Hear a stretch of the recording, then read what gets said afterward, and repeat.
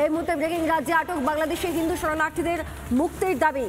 রাজ্যে আটক বাংলাদেশি হিন্দু শরণার্থীদের মুক্তির দাবি এবং রাজ্য পুলিশের ডিজি ও আধিকারিকদের চিঠি। মুক্তির দাবিতে চিঠি সিএএ আন্দোলনকারী এবং আইনজীবীর।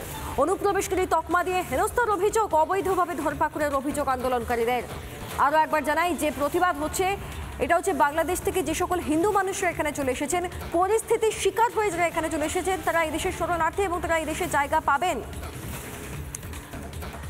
কিন্তু তাদেরকে আটকে রাখা হয়েছে, তারই প্রতিবাদ। আইনজীবী এবং বিজেপি নেতা তরুণ জ্যোতির সঙ্গে আমরা কথা বলেছিলাম, তরুণ জ্যোতি তিওয়ারির সঙ্গে। তরুণ জ্যোতি তিওয়ারি কি জানিয়েছেন আপনাদেরকে শোনাবো।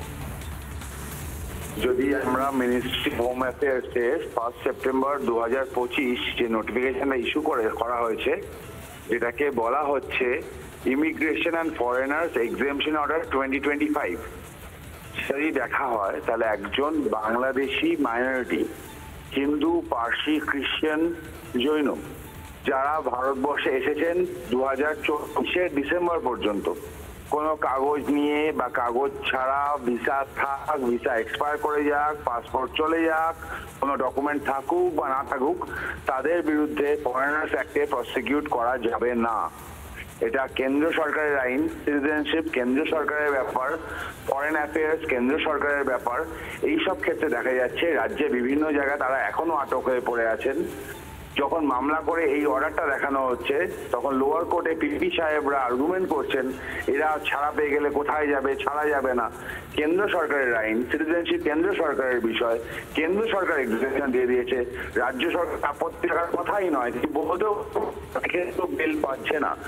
তো পুরো ইস্যুটা নিয়ে পশ্চিমবঙ্গের জেলে বিভিন্ন হিন্দুদের যে আটক করে রাখা হয়েছে, বাংলাদেশি হিন্দুদের, তাদের অবিলম্বে ছেড়ে দেওয়ার জন্য DG, correctional homes plus human right violation, যেহেতু এনএইচআরসি এবং প্রত্যেকটা অথরিটিকে ইনক্লুডিং হোম মিনিস্ট্রিকে চিঠি করেছি একটা ব্যবস্থা নেওয়ার জন্য এবং অবিলম্বে তাদেরকে ছেড়ে দেওয়ার জন্য, কারণ এটা হিউম্যান রাইট ভায়োলেশন, তাদেরকে আটকে রাখা হয় এই অর্ডারের পরেও। তরুণজ্যোতি তিওয়ারির বক্তব্য আপনাদেরকে শোনালাম। এই মুহূর্তে আমাদের সঙ্গে ফোন লাইনে রয়েছেন সিএএ আন্দোলনকারী গোপাল গোয়ালি। গোপালবাবু, আপনারা লড়াই করছেন সেই সমস্ত মানুষদের জন্য যারা শরণার্থী হয়ে আমাদের দেশে এসেছেন। আপনাদের কোনো বাধার সম্মুখীন হতে হচ্ছে, কারণ এদেরকে আটকে রাখা সত্যিই যায় না। দেখুন, গত 1 সেপ্টেম্বর কেন্দ্রীয় স্বরাষ্ট্র মন্ত্রকের পক্ষ থেকে যে পাসপোর্ট এবং ফরেনার অ্যাক্ট 2025 অনুসারে একটি গেজেট নোটিফিকেশন কেন্দ্রীয় স্বরাষ্ট্র মন্ত্রকের পক্ষ থেকে করা হয়েছিল, যেখানে স্পষ্টভাবে বলা রয়েছে যে 2024 সালের 31শে ডিসেম্বর অথবা তার পূর্বে কোনো ব্যক্তি, বাংলাদেশের হিন্দু যারা এই দেশে এসেছেন, তাদেরকে কোনোভাবে যদি তাদের কাছে কোনো বৈধ ডকুমেন্ট থেকে থাকে বা না থেকে থাকে, তাদেরকে পুলিশ এই দুটো অ্যাক্টে কেস লাগাতে পারবে না এবং তাদেরকে কোনো হ্যারাসমেন্ট করতে পারবে না।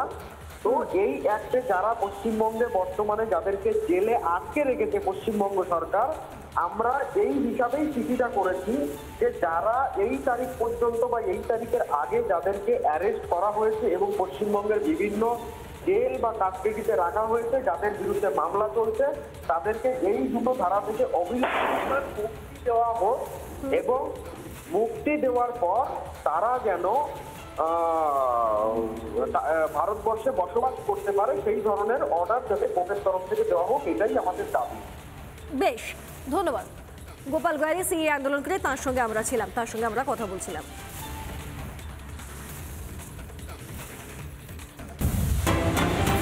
নানা ধরনের কন্টেন্ট দেখার জন্য লাইক করুন, শেয়ার করুন আমাদের ফেসবুক পেজ, সাবস্ক্রাইব করুন আমাদের ইউটিউব চ্যানেল। পাশাপাশি অন্যান্য ব্রেকিং নিউজের জন্য অবশ্যই চোখ রাখুন রিপাবলিক বাংলায়।